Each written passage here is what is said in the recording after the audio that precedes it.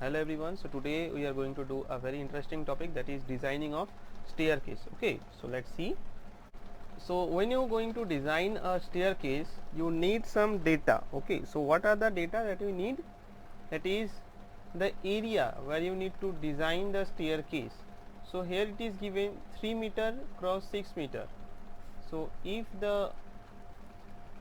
it is the area of the staircase, so here the width is 3 meter and the length is 6 meter.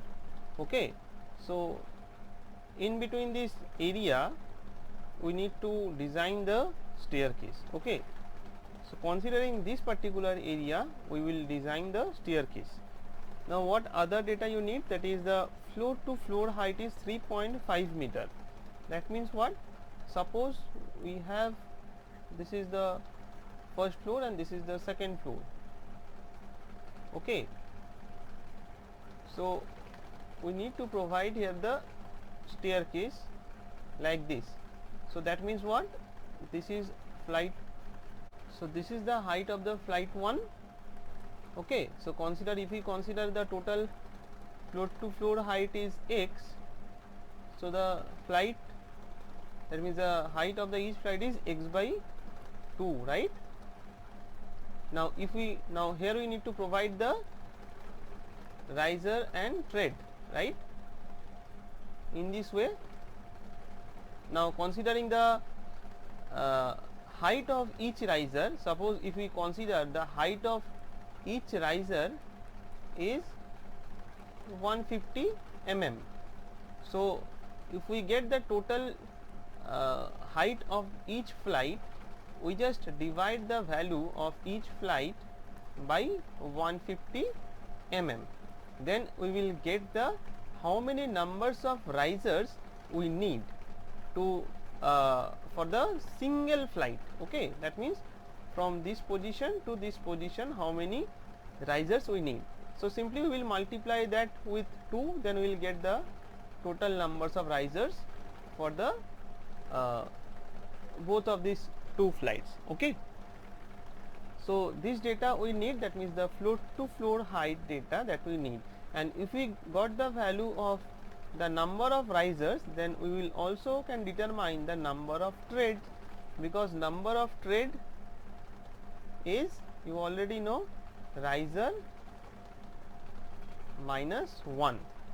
So if we got the number of riser 20, so 20 minus 1, that will be 19. Okay,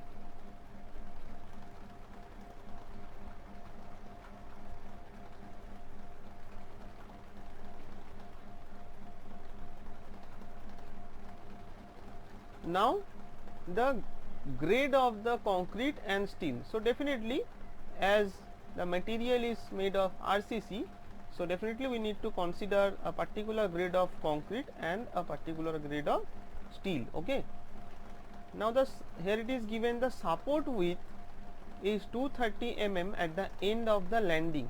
That means for this case the support width, if we consider this is the total area of the staircase, so the support is at the end of the landing. So this is the end of the landing, here it is the support, and this particular width is given, that is 230 mm. Okay, and yeah, there are some landing portion is there, and in between the landings there are steps are there. Okay, so these are the steps, and this is the landing, this is another landing, and this is the support width. Now the last one, that is the available width of the stair. So available width of the stair, that means this particular one, that is already given 3 meter cross 6 meter. So the total 3 meter is available. Okay, this 3 meter we consider total value, that means the width of the staircase is 3 meter at the time of designing. So let's start the designing of the dogleg staircase. So it is actually dogleg staircase. There are other types of staircase also, like spiral, helical, quarter turn. You already know, that is completed in the building material and construction classes, right? So one by one we will designing. So first we will start with the dog leg staircase. Okay, so let's start. Same question. These are the given data, 3 meter across 6 meter that we have already gone through. So let's start the solution. So first what we need to do is we need to assume a length of each flight. Okay, so assume length of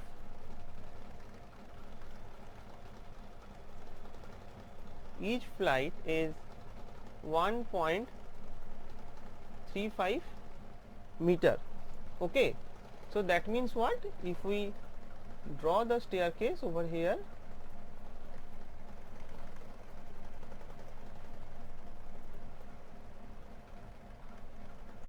so flight means you already know.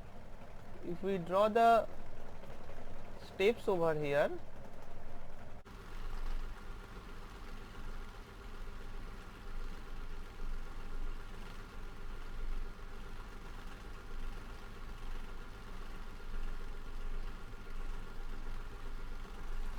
so we considered the length of each flight is 1.35 meter. That means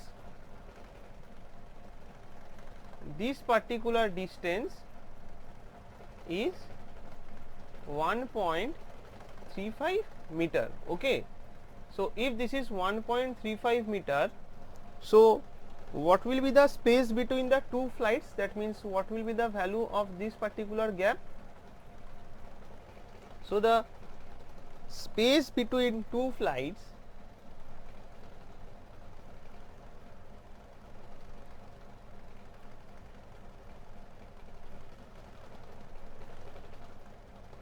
is, we know the total width, that is 3000, or you can say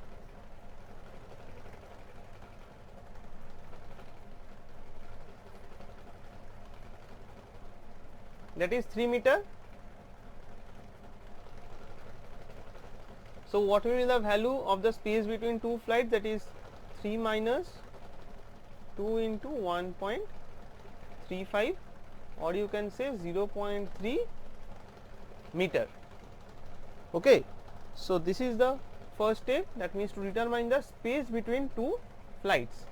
Now the float to floor height, the float to floor height is given, that is 3.5 meter, 3.5 meter, right? So the each flight will have how much value? Because if we make the elevation view, so if we make the elevation,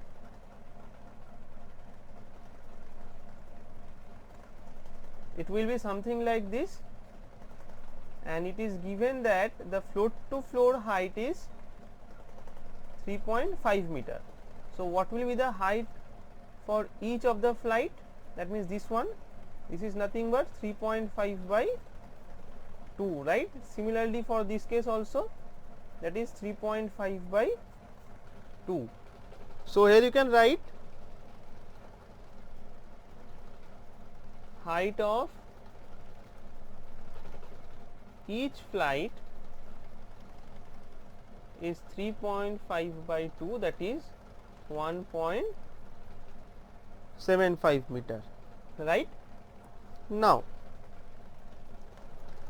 we consider the height of each riser is 150 mm. That means we have the steps like this, right? So we consider the height of each riser, this portion is 150 mm. Okay, so here we have the total height, that means the height of the flight is 3.5 by 2, that means 1.75.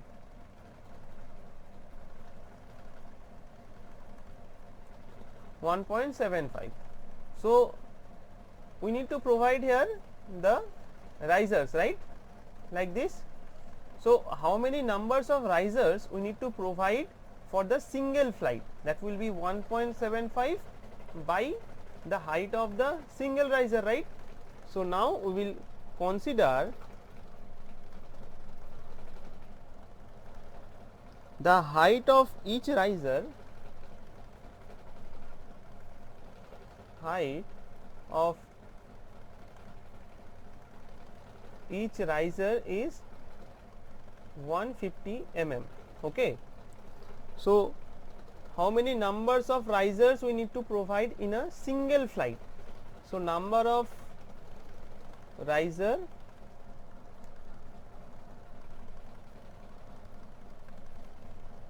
in a single flight will be 1.75 by 0.150, that is in meter, right. So it will be near about 11.66. Now we will provide, it is near about 12, so we will provide 12 numbers. Okay. So if the number of risers for single flight is 12 numbers, so the number of tread will be, that means this particular portion, this is called the tread, right. So the number of tread will be 12 minus 1, because we already know the number of tread equals to riser minus 1, and that is equals to 11. So this gap is 0.3, right, and this is 1.35 and this is 3. So till now whatever the data we get, we have written over here. Now yes, one thing is that the number of riser over here, that is 12, and the number of tread will be 11.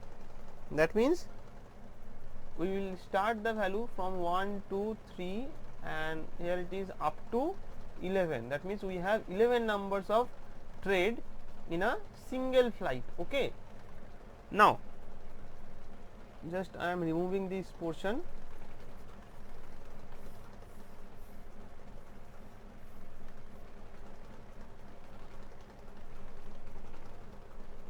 Now we got the total number of tread is 11. So now you are considering the, so now we are considering the width of the single tread.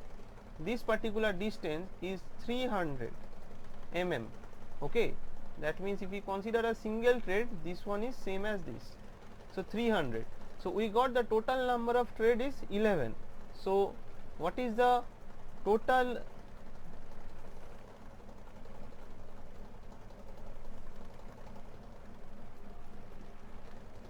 So what will be the distance from these 2 points? That means if we consider this is A and this is B. Okay. So what will be the distance between A and B? That will be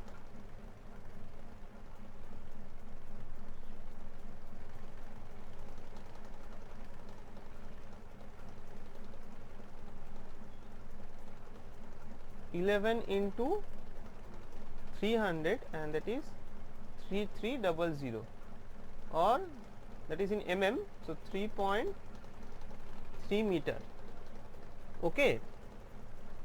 So that means the distance between the A and B is 3.3 meter. So what will be the value? That means what will be the length of the landing? That will be the remaining portion, this portion, for the both of these two sides. Okay. So the remaining portion, we know the total length, that means the total length from here to here, that is given in 6 meter, right. So this is 6 meter. So what will be the value of these two portions? So the landing, these two are the landing, right. So the length for each landing will be 6 minus 3.3 by 2, right, and the value is 1.350 meter. Okay, that means it is 1.35, and here it is also 1.35. 0.35. So, up to this it is very much clear. The number of riser is okay. I am just removing this portion. Now what you need to do is we need to determine the effective span.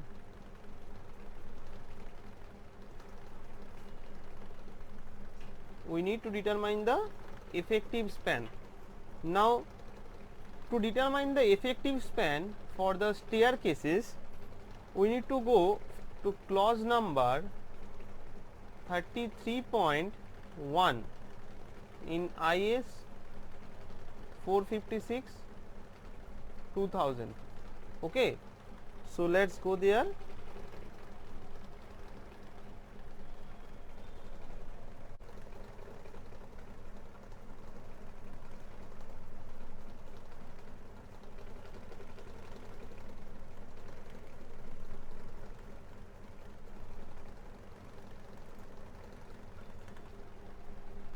So, this is clause number 33.1. So, here you can see the effective span of stairs without stringer beams shall be taken as the following horizontal distances. So, there are 3 such cases, and depending on the case we need to consider the length of the effective span. Okay. So, one by one I will draw the support condition, and I will show you what will be the effective length for those cases. So, in the first case, here it is said that where supported at top and bottom risers by beams spanning parallel with the risers, the distance center to center beams. That means, in this particular case, if I draw the diagram over here, suppose that is the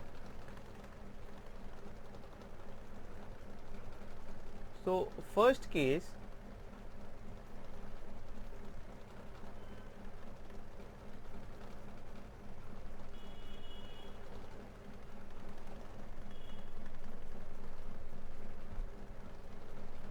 If we consider the support is, that means if the beam is present at these portions, okay, look here, where supported at the top and bottom risers by beams, that means this is the bottom riser and this is the top riser, and if it is supported by the beams, that means in this portion if we have the beams, the effective length will be the center to center distance between these two beams. Okay, this is the first case. Now the second case, where spanning on the edge of the landing slab which spans parallel with the risers, a distance equal to the going of the stairs plus at each end either half of the width of the landing or 1 meter, whichever is smaller. So, here we need to consider the figure number 17. So, let us see where is the figure number 17. So, this is the figure number 17, and here you can see if the support is given in this particular portions, okay, for the both the sides. So, for that case we need to consider these conditions. That means, if this is 2x and if this is 2y, we need to consider the length of the effective span either g plus 1 plus 1, where g is the length of the going, that means this portion, and or g plus x plus y. So, x, that means it is the half width of the landing, and here it is also. So, x is the half of the total length of the landing and y is the half of the length of the landing in the opposite side. Okay. So, this is, if you consider 1 and this is 2. So, we need to consider the minimum value of this 2. Okay. If you can see this table the chart also. Here it is also given the same thing, but yeah,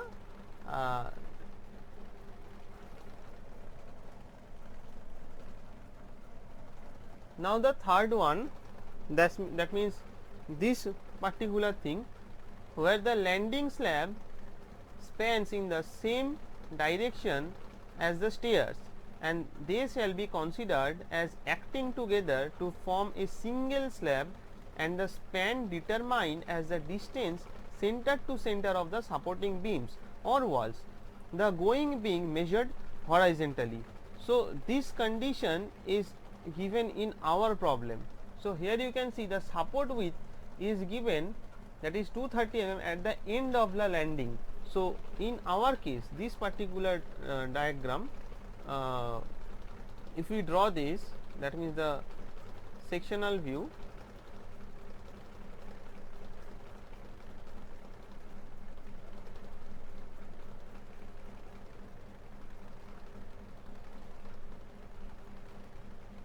so here the support is given at the end of the landing.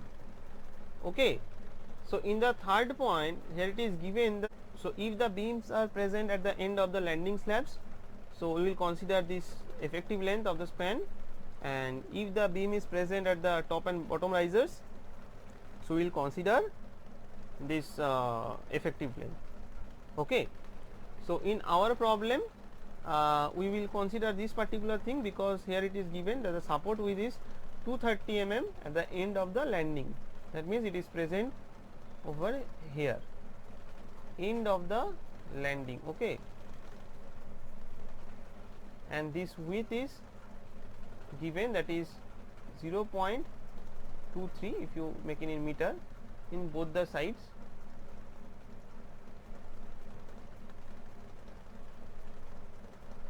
Here it is also same thing, that is 0.230. Okay. So, this is the, in this way you can determine the effective span from the clause number 33.1. Okay. So, let us remove this.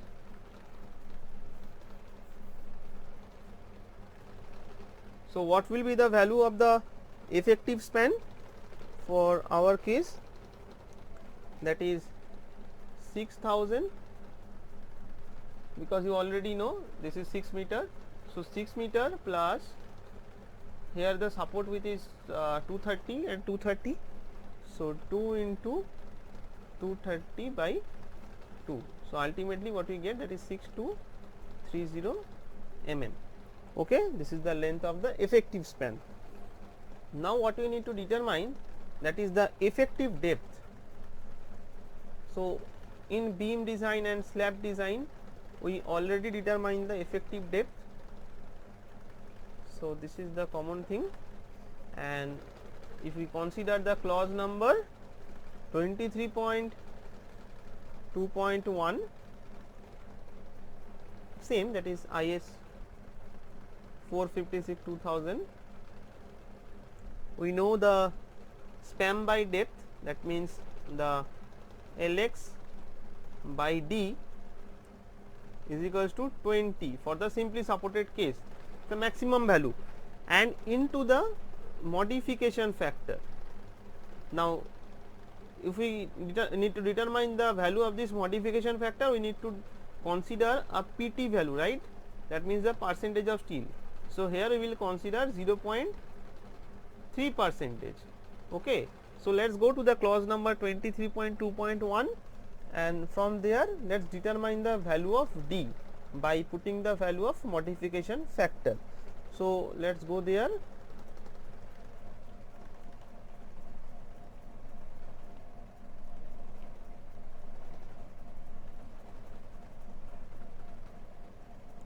Yes. So, here you can see this is the 23.2.1, and for the simply supported case the maximum value is 20. Okay. So, and we need to multiply a modification factor that we have already done in case of beam design and slab design. So, I am not going to discuss the same thing. So, how to determine the modification factor? So, we need to consider the figure 4. Okay, figure number 4, and here we consider the percentage of steel, that is the PT, that is 0.3%, right. So 0.3% is something over here, because this is 0.2 and this is 0.4. So now we need to consider the Fs value. So which curve we need to consider, right.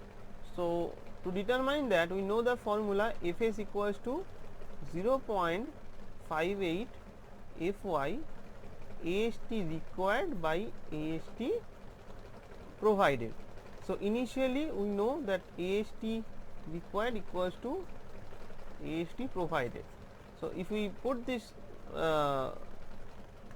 condition over here, so that we get 0.58 into Fy, that is 415 in our case, because our grade of steel is Fe 415. Let us check. Yes, this is Fe 415. So what will be the value here? That is 240.7, that is in Newton per millimeter square. You can see over here. Now we will consider this second curve. Now if we make the intersection point of these two value, we will get something near here, right. And the modification factor regarding this point, that is 1.2, 1.4, this is 1.5. So we get the value of modification factor, that is 1.5. So let us put there. So the modification factor value is 1.5. So if we put the value of modification factor 1.5 and the value of Lx, the effective span, what will be the value? That is 6230. So if we put the value, we get the small d, that is 6230 by 20 into 1.5, and the value will be 207.67, 207.67 mm. Okay. Now I just remove these things.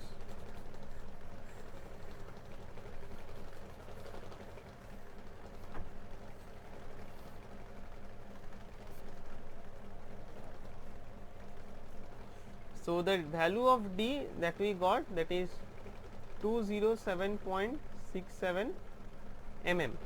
So what will be the value of the overall depth, that is capital D? So you already know that if we have the main reinforcement over here, and if this is the small d, the overall d will be, we need to add the half dia of this reinforcement and the clear cover. So we consider the dia is 10 mm, okay, and the clear cover is 20 mm for the mild condition. If this is not given, you can consider the code, definitely the exposure condition will be given then, okay. So capital D will be 207.67 plus 20 plus 10 by 2. So ultimately the value will be 232.67 mm. So we will consider 250, I am making a round of mm.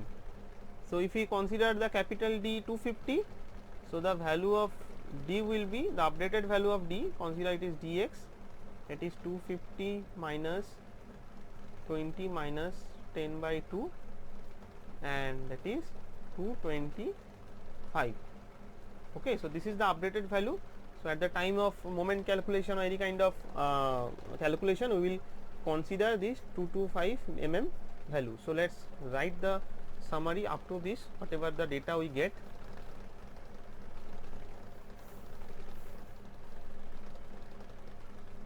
So the data that we get, that is effective length Lx, that we get 6.230 meter. The overall depth that we get 250, let's write in millimeter, and the small d, the updated value that we get, that is 225 mm. Okay, so let's remove this.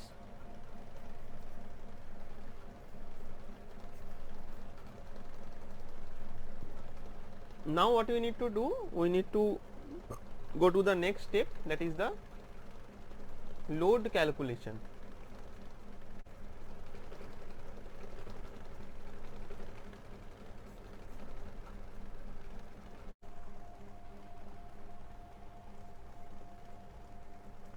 So now we will calculate the load for the waste slab as well as the steps as well as the landing.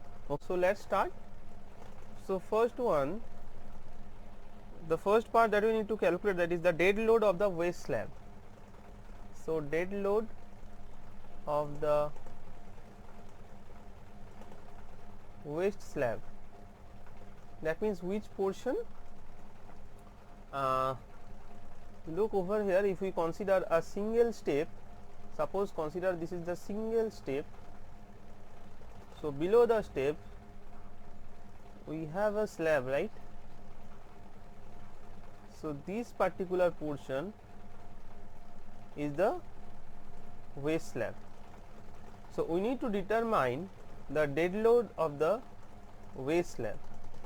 So for determination of this waste slab, we need to know the following dimensions. First one is this one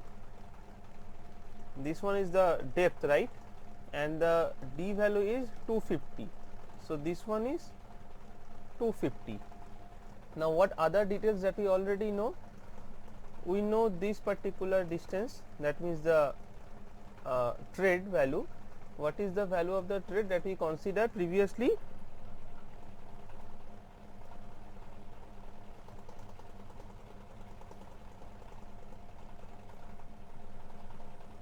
That is 300. So this one is 300, and the riser value, this portion is 150, right? So if you know this value, if you consider this as a triangle, so this is 300 and this is 150. So what will be the value of this? This is nothing but root over of 300 square plus 150 square. So the value that we get after calculation, it will be 335, near about 335 mm. Okay, so we got this length, that is 335, and we know the depth, that is 250. So the dead load of the waste slab will be 0.335, that is in meter, that means this particular length, into the depth of the waste slab, that is 0.250, into the length of the single flight, that means this particular one, that is 1.35. That means the length of the each flight is up to this 1.35, right, for a single flight. So we are considering for the single flight, that is the length of that single flight is 1.35. Okay, so 1.35 into the unit weight of RCC, that you already know, that is 25 kilonewton per meter cube. Now this particular dead load is for 0.3 horizontal distance, 0.3 meter horizontal distance. Look here, if you can see, this is the horizontal distance.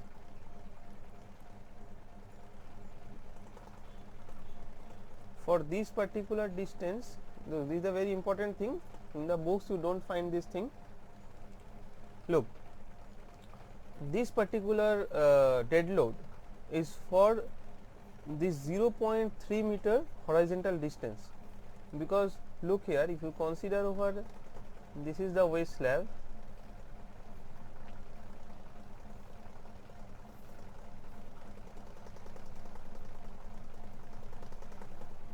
okay, if you consider this is the waste slab, so for this horizontal distance up to this portion, the dead load we have find, but we need to determine whatever the value over here, that is in per meter basis, right? Then we will multiply with the total length. So that is why we need to if we use the unitary method, that means when the horizontal distance is 0.3 meter, then the dead load is this one. Let me consider this as x. Now if the horizontal distance is 1 meter, the value will be x by 0.3. So that is why to determine in per meter basis, whatever the value we get over here, we need to divide that with 0.3. okay, so then only whatever the value we get, that is in per meter. So after calculation of this, you will get the value, that is 9.42 kilonewton per meter. Then only you can write here per meter. Okay, I hope you understand this particular concept. Now in the same thing we need to do for determination of the dead load of the steps also. Okay, so let's determine the dead load of the steps.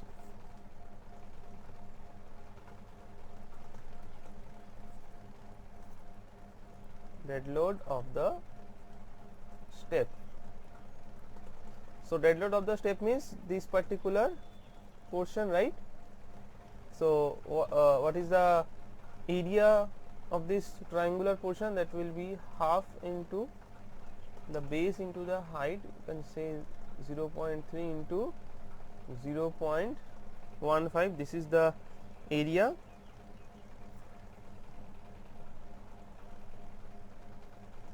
Now same thing, the you need to multiply with the length of the single flight, that means this particular value, that means 1.35, right? So 1.35 into the unit weight of RCC, and same thing it is also for the horizontal distance 0.3 meter. So we need to divide this with 0.3 and we will get the answer, that means the value which is in per meter basis. Okay, so you calculate this, it will be near about 2.53 kilonewton per meter. Okay, now any other load is not given here, so we will consider the floor finish, that means if you provide the tiles and that kind of thing over there. So 1 kilonewton per meter, and the last one for the live load we consider over here 3 kilonewton per meter. Okay, and look, for the waste slab we have determined the load, the dead load for the waste slab we have determined, the dead load for the steps we have determined, the floor finish as well as the live load we have determined. But yeah, the remaining portion is the dead load of the landing slab.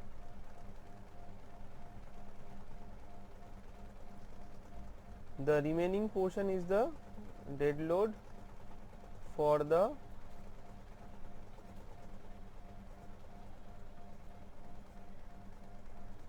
landing slab, that means in these two portions. So in these two portions we need to determine the dead load. So what will be the value of the dead load? That is very simple. We know the depth of the slab, that means this particular depth, that is same as this, that means 250, and we know the total length here, that means the length of the waste slab, so that is 1.35. So 1.35 into the depth of the waste slab. Okay, and then you need to multiply with the unit weight of RCC, and then you will get, that is in per meter. So dead load of the waste slab will be 0.250, that means this particular depth, into the length of the landing. So the length of the landing over here, that is 1.35, so 1.35 into the unit weight of RCC, that is 25.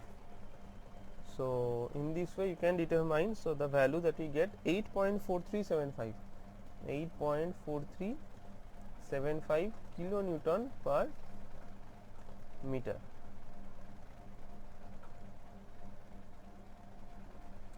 Kilonewton per meter.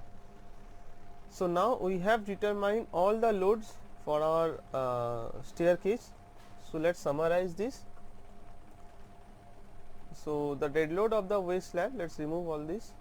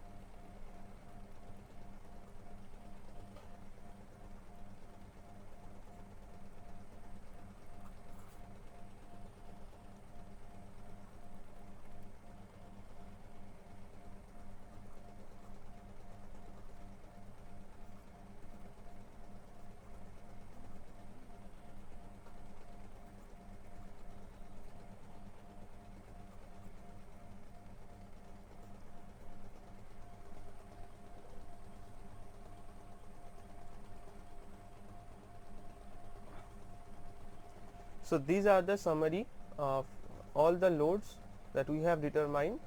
Now what we need to do is we need to make the we need to determine the total load which is acting on the landing slab, that means here in this portion, and the total load which is acting on the waste slab, that means in this particular portion where the steps is there. Okay, so if we make a diagram like this,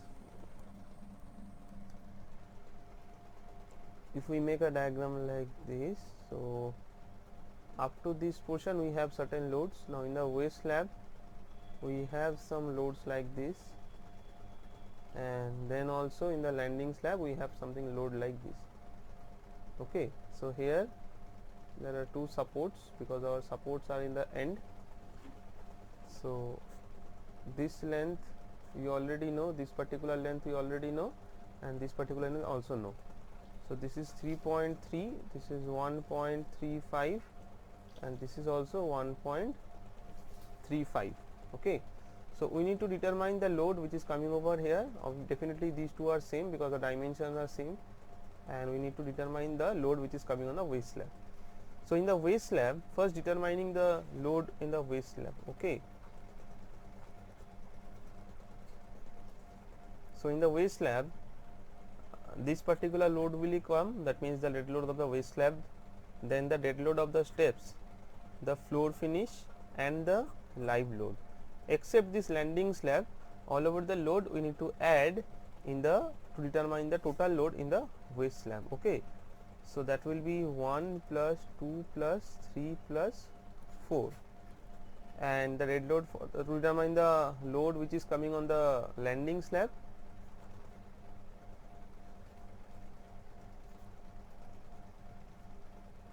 that will be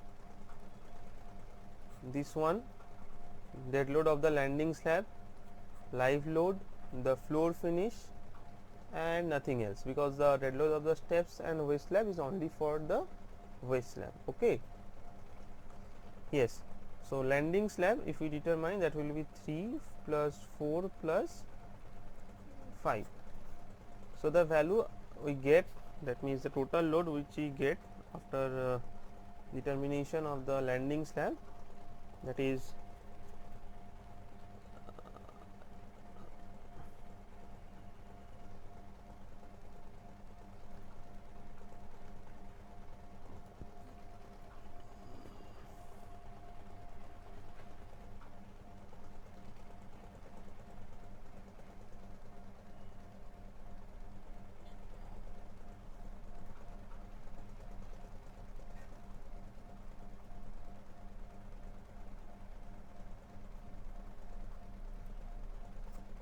now this will be the value.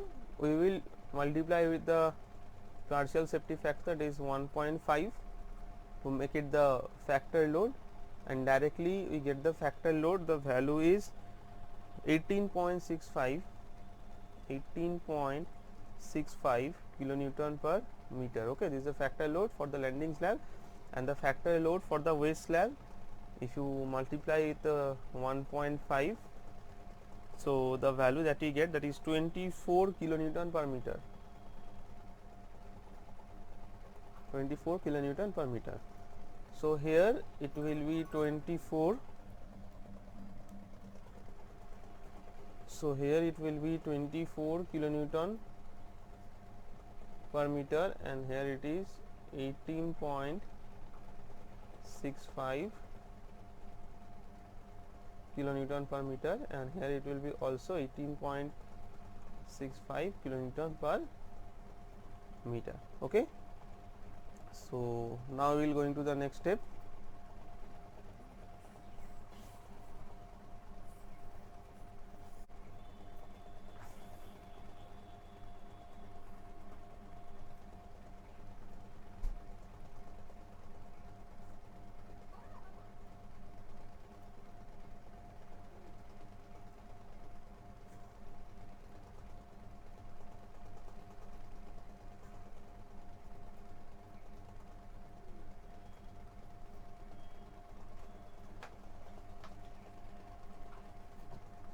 So now we will determine the shear force, the value of the shear force.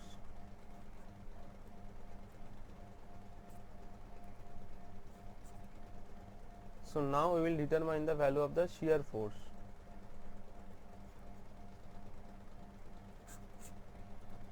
Okay, so what will be the value of the shear force? The maximum shear force at, if you consider at the landing slab, to determine the maximum shear force,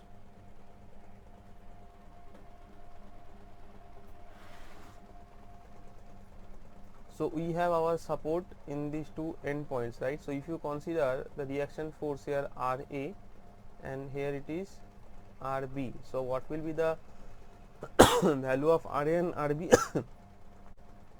So as this is a symmetrical, you can see there is a symmetrical load and the structure is also symmetrical, so we can write that Ra equals to Rb. Also we can write that Ra plus Rb equals to 1.35 into 2, because it is in both sides, and the load is 18.65 plus 24 into 3.3, because 24 is load is coming up to 3.3 span.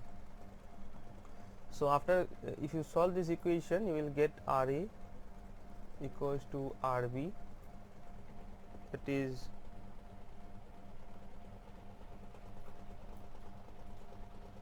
64.77 kilonewton. Okay, so the maximum, if you consider the shear force as, so maximum shear force, if you consider it as Vu, so the maximum Vu at the landing slab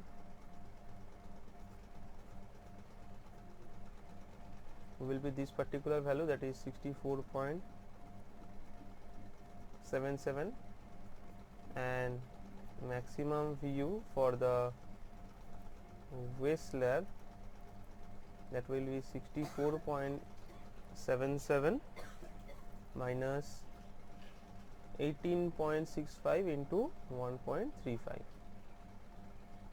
18.65 into 1.35. So the value that we get, that is 39.6 kilonewton. Okay, so these are the values of VU, that means the shear force that we get. Now you need to determine the moment, the maximum moment. So then only you can determine, or you can check the the depth we consider, that means 250, whether it is correct or not. So for to determine that, we need to determine the moment first, right? So you already know how to determine the bending moment diagram, shear force diagram, that you have learned in strength of material classes, right? So same thing we need to do over here also. So let's remove this. So if we consider, so if we need to make the equation for this distance, which is at x distance from the RA, that means the A support, consider this one is as x. Okay, so here I need to determine the moment. Okay, so if we write like this, mx, where x is equal to 0 to 1.35, that means this the line lies between the 0 to 1.35 ranges, right? So what will be the equation? That will be RA into x, RA into x minus, look, you can say 18.65 into this distance, that means from here to here, that is 18.65 into x by 2, because the weight of this load will be passing to the CG point, and which is at x by 2 distance, right? So here you can write 18.65 into x, this is the total load, and the CG distance is from this line is x by 2, right? Here it is x, so half is x by 2, so into x by 2. So this is the equation for to determine the moment, from 0 to 1.35 distance. Okay, so if you need to determine the moment at this particular point, so you will put the value of x over 1.35, and then you will get the moment over here. So if you imagine the moment diagram, the bending moment diagram should be like this. Here at this point it is 1.35, it is 1.35, so it will be something like this.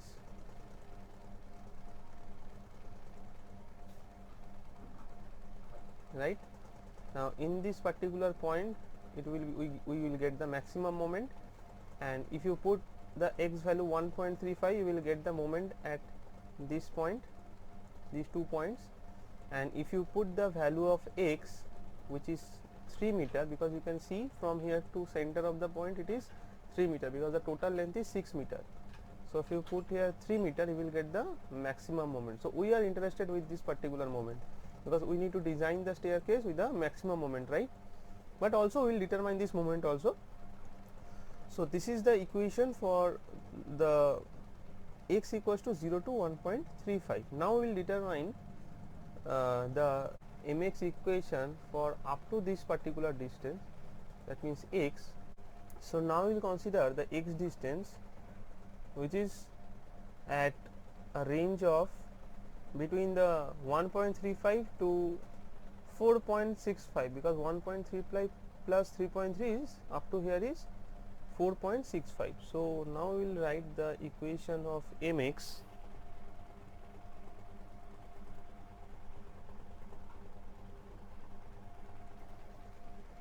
which where x equals to 1.35 to 4.65.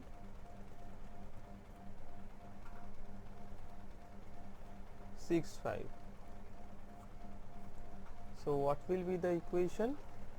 So same Ra into x is there, Ra into x minus, so Ra into x minus 18.65 is the load which is acting from this point to this point. So what will be the value of the total load? 18.65 into 1.35. This is the total load. Now load into the perpendicular distance. So we are considering this particular line, right? So what will be the perpendicular distance? So from here to the CG point of the load, the CG point of the load is there. So we know this particular what will be the value of this, the line. So that will be simple x minus 1.35 by 2, because up to this portion it is 1.35 by 2, right? So x minus 1.35 by 2. So force into the perpendicular distance, the moment. Now this load we have considered, now we are interested with this load. So 24 minus, because this is the downward, so that is why it is negative sign I am giving, and Ra is upward, that is why it is positive. Okay, so 24 and where it is acting from here to here, right, up to this portion. So 24 into x minus 1.35, so then only we can get this length. So x minus 1.35, keeping it in brackets, and the load where it is acting, that means it is the CG point, from the CG distance, that means the center point over here and this particular distance. So that will be x minus 1.35 by 2, because x minus 1.35 is this total length here, and x minus 1.35 by 2, so we can write here square and by 2. So this is the equation for where the x value ranges about 1.35 to 4.65. So if you need to determine the mx value, that means the moment value at this point, so you need to put the value of x over here, that is 3 meter, in this equation. And if you need to determine the moment at this point, so you need to put the value of x, which is 1.35. Now you can put this value over on this equation as well as this equation also, because 1.35 is common for both of these two equations, and the value will be same for both of the equation. Okay, so the moment here that I get, that is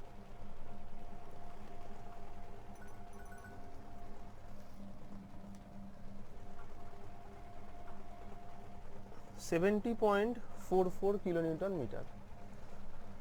So if you put the value of x over here, that is 1.35, or over here, so the value you get, that means moment at x equals to 1.35, that is 70.44 kilonewton meter. Okay, and mx at x equals to 3 meter, you will get 103.10 kilonewton meter. So in these 2 points, the moment value is 70.44, and here it is 103.10 kilonewton meter. Look, this is the exact process that how you can determine the moment, okay, the maximum moment. Now as per code IS 456/2000, you can also determine the approximate value of this moment by using the formula W L square by 10.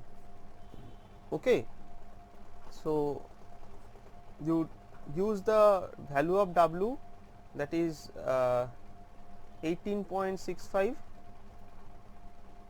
to determine the moment at the landing slab, and you also use the value 24 kilonewton per meter, here you can see, to determine the moment at the waste slab. Okay, so you can also use this formula, that is W L square by 10.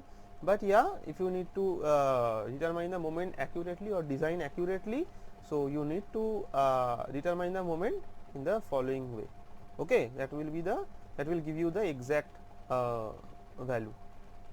Okay, so finally we got the value of the moments. That means this is the maximum moment at the landing slab 70.44 and 103.10 kilonewton meter is the maximum moment at the waist slab. So we will consider the maximum moment for the checking purposes. Okay, that means when we check for the effective depth. So let's go to that particular step. That first write here the maximum moment,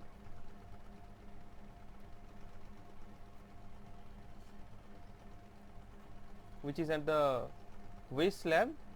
It is 103.10 kilonewton meter. Okay, so let's remove this.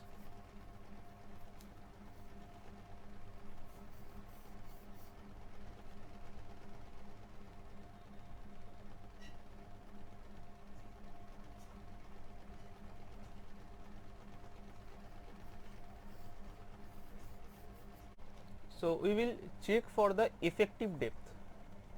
So check for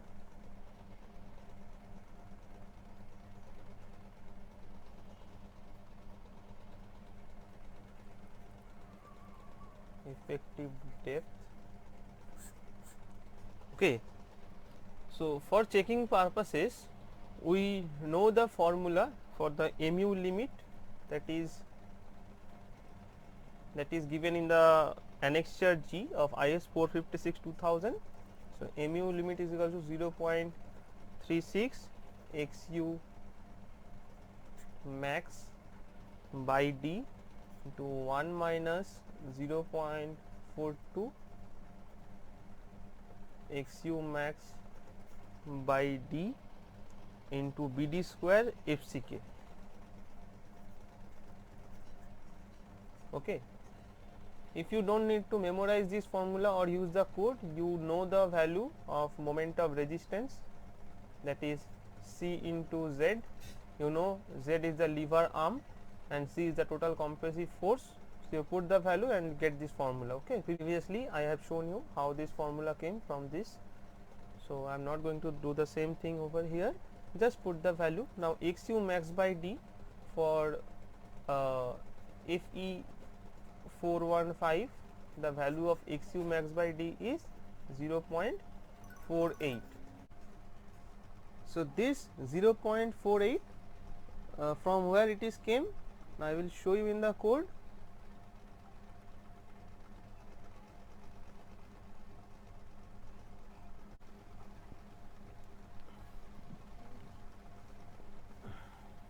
Here you can see these are the values, the xu max by d value for the respective value of Fy. So here in our case the Fy value is 415, so that is why we have taken the xu max by d, that is 0.48. Okay, so you just put the value of 0.48 here. Here it is also 0.48. Now B and FCK is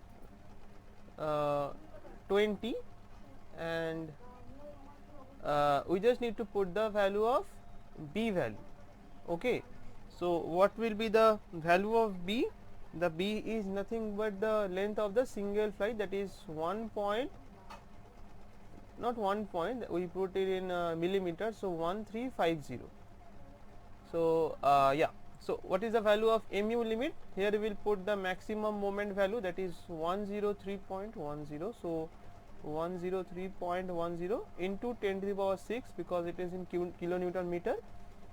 So let's put all the values, 0.36 and here it is 0.48, 1 minus 0.42 into 0.48, B is 1350 and it is d square and 20. So when you solve, you get the value of d, that is 166 mm. You just check 166 mm. So which is less than 225 mm. So that is why it is okay. Okay. So this is one methodology by which you can check for the effective depth. Okay, there is another method that you can check this by calculating the moment of resistance.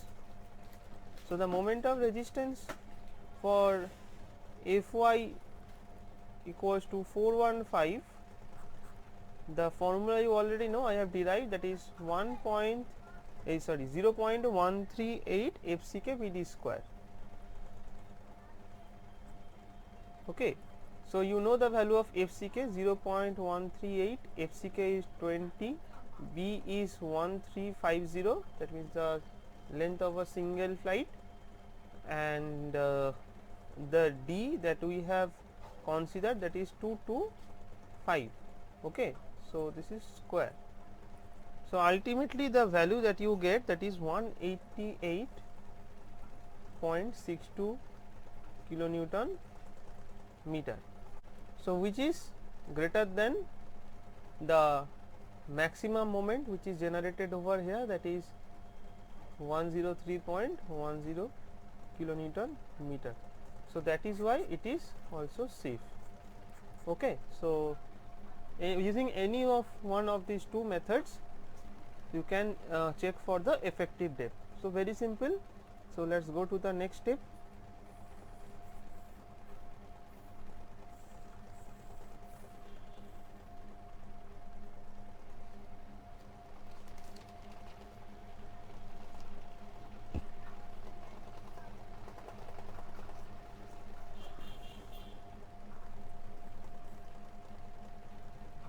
Now we need to determine the area of steel.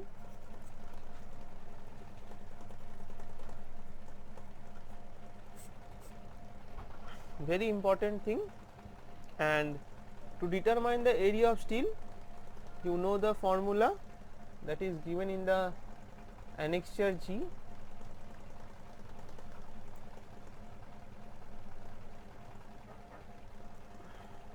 Here.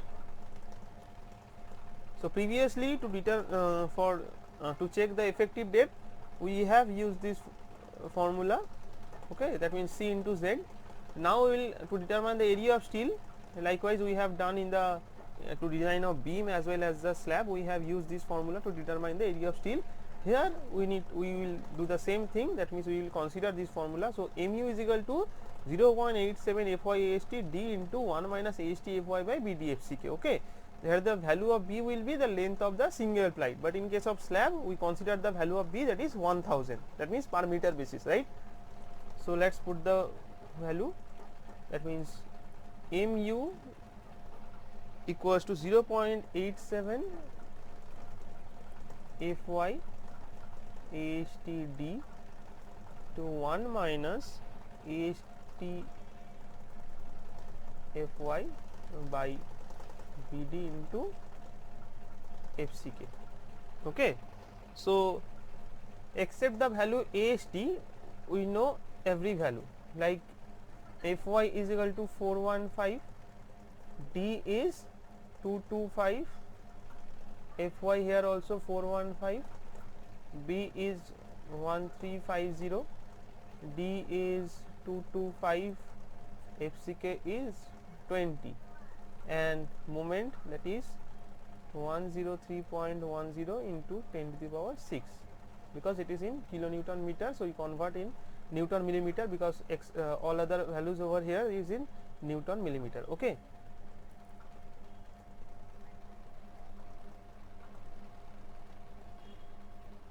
so the value that we get after calculation, that is AST equals to 1403.73 mm square. Okay, so this is the AST required. Now we will consider, we will provide 12 mm dia bars. Okay, so for the single dia, for the single bar, what is the cross sectional area of 12 mm dia? That is pi by 4 into 12 square, and it is 113 mm square. So how many numbers of bars required here? So number of bar required is 1403.73 by 113. So this is near about, let's check. So 1403.73 divided by 113, 12.42. So 12.42. So we will provide here 13 numbers bar. Okay. So our ultimate result, that is, we will provide 13 number 12 mm dia bar. Okay, that is in the main reinforcement.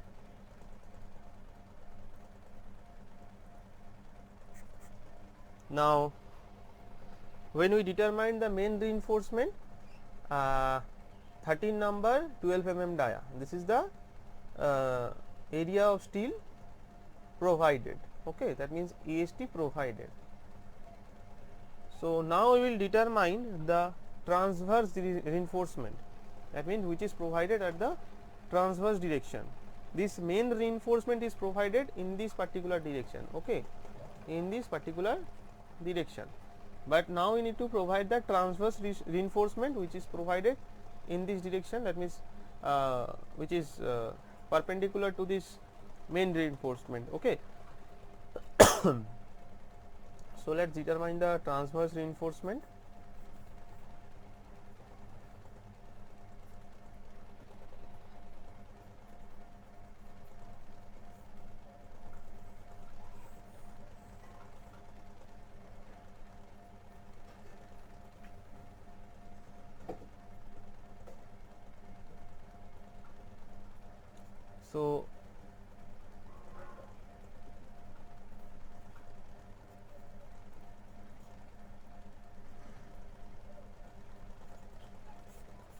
So transverse reinforcement.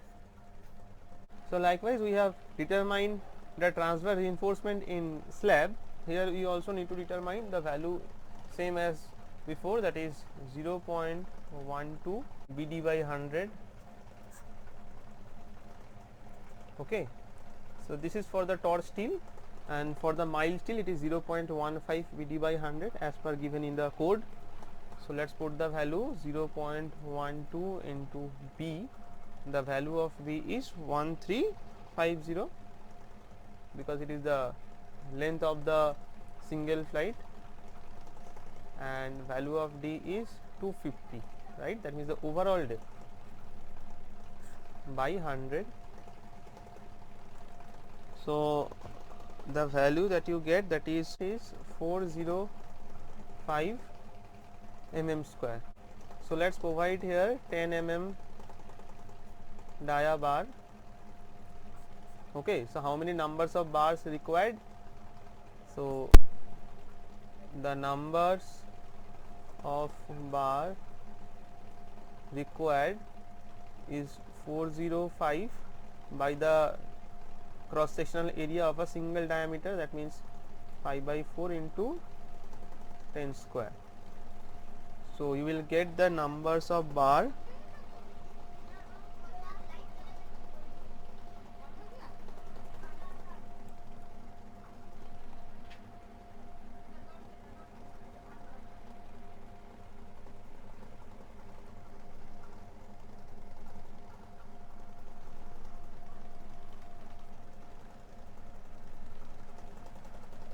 that is 5.159.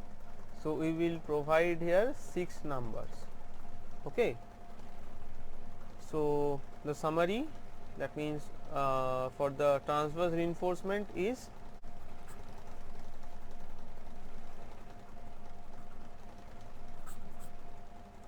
6 number and the diameter is 10 mm dia bar. Okay, so the main reinforcement we have determined over here, and this is for the transverse reinforcement. So both we have determined. So these are the provided value, and the required value, let's write the AST which is required here, it is 405, and here the required value is previously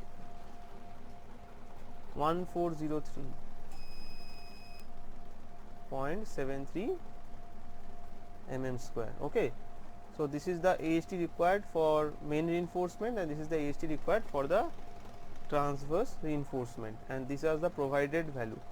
So now what we need to do is we need to check, that means our final calculation is done. So now we need to check for shear. Okay,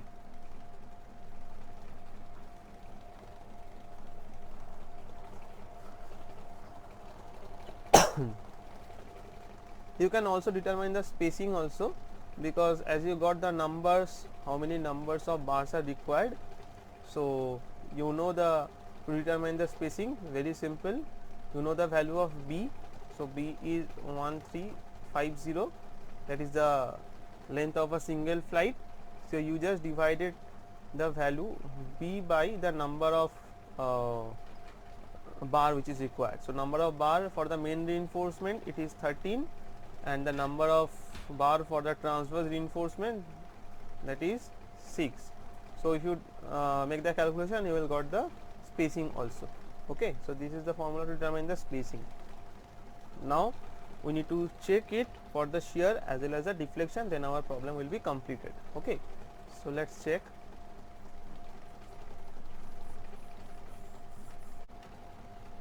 Now the first check that we'll perform, that is the shear check.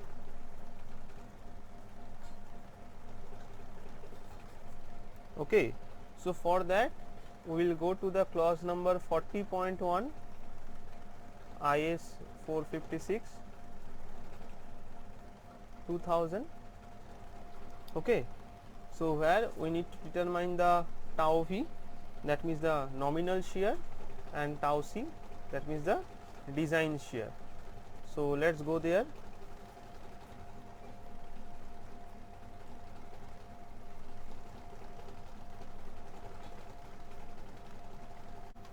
So this is the clause number 40.1, that is for the nominal shear stress. So tau V, that is the nominal shear stress, is equal to Vu by Bd. So Vu is the shear force, and you can determine the value of Vu by WL by 2. You know the value of W, that means in our case we will consider the 24, that means the factor load which is coming to waist slab, and L is the effective length, that is 6230, right. So let's put the values. So tau V is equal to Vu by Bd, that means, and Vu is equal to WL by 2, and B is 1000 because we are considering per meter basis, right, into 225. Okay, and this that means WL by 2, the value you get, that is in kilonewton, but here we provided the value in millimeter, right. So we need to multiply it with the 1000 to convert it into Newton. So the result that we get in Newton per millimeter square. So you know the value of W, that is 24 kilonewton per meter, and L is in meter, that is 6.23. So when you solve this, you will get the value of tau V, that is 0.332, and the value of tau C you can got it from the table which is given in the code.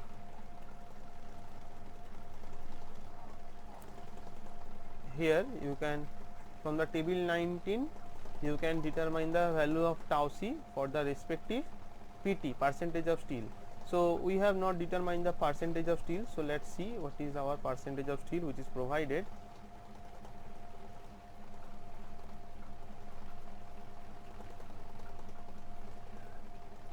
So the AST which is provided, that is this particular value, right. So rather you can write like 13 into pi by 4 into 12 square.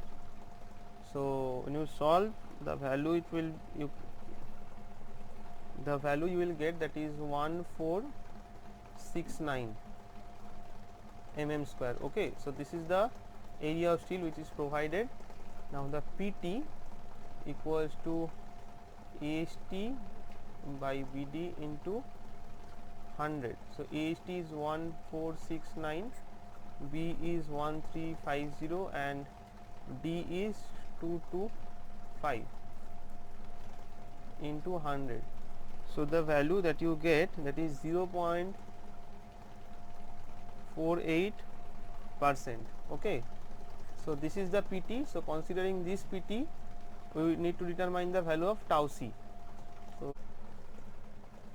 So this is the table 19. From here we can get the design shear strength of concrete, that is tau C Newton per millimeter square. So we will consider this particular column because our grade of concrete is M20 and our percentage of steel that we get, that is 0.48. So here it is not given, that means here it is given 0.25 and 0.50. Okay, so the respective value of 0.50 is 0.48.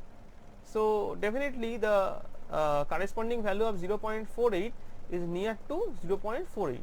So I am just considering 0.47. Okay, you can make the interpolation likewise we have done in the previous cases, and after interpolation you can determine the exact value. So I am considering 0.47 here, that is 0.47.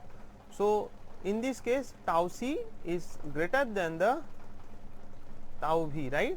So if this condition satisfy, we don't need to provide any shear reinforcement. Okay, so now the last thing, that is the deflection check.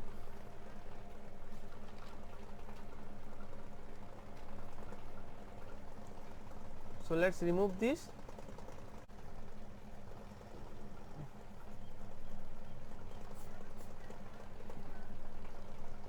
So what is the L by D max value?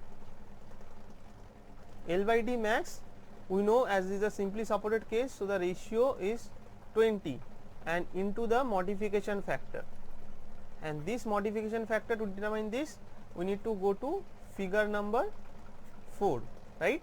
We know the value of PT, so we need to determine the value of this modification factor from figure number 4. So let's go there.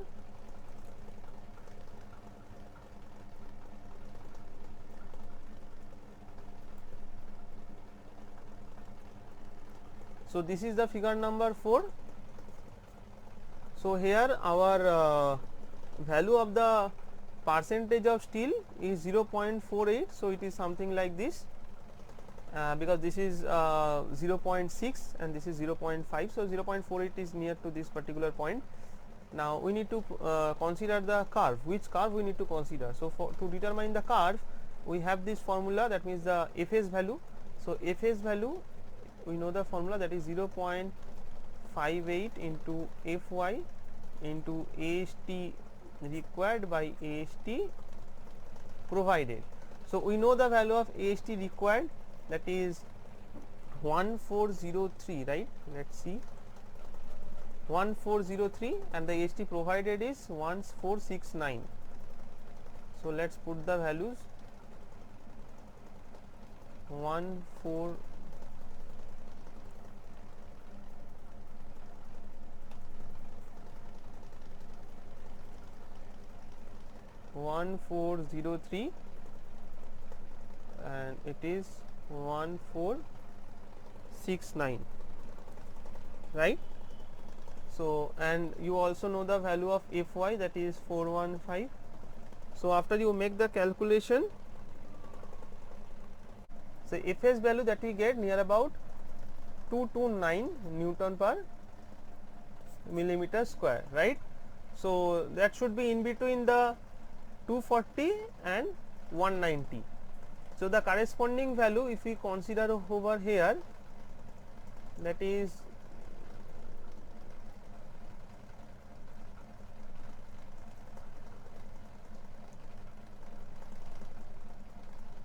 that is near about 1.45.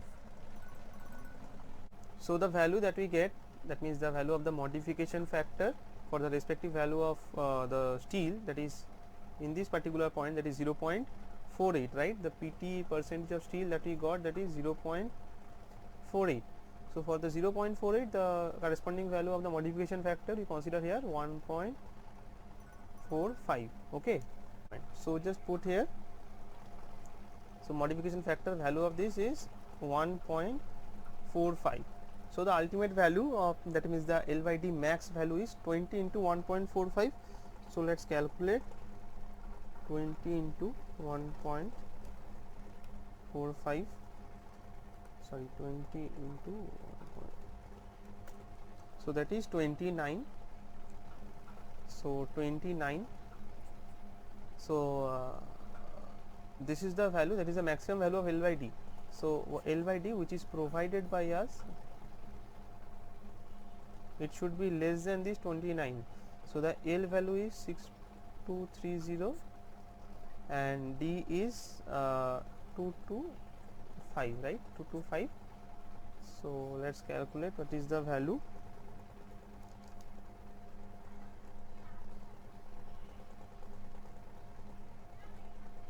So 27.68. So 27.68, which is less than 29. So hence it is okay. So in this way you can solve, or you can design a staircase, that is dogleg staircase. So I have given the complete detailed analysis of each and every step. So you can see this is the reinforcement detailing of the staircase that we have designed. So this is the main reinforcement, okay, that we have provided here 13 numbers and 12 mm dia. At the rate center to center distance you can determine by B by 13. B is 1350 and then you need to provide that, and yeah, that is for main reinforcement. And these are the transverse reinforcement where we have provided 6 number and 10 mm dia, okay. At the rate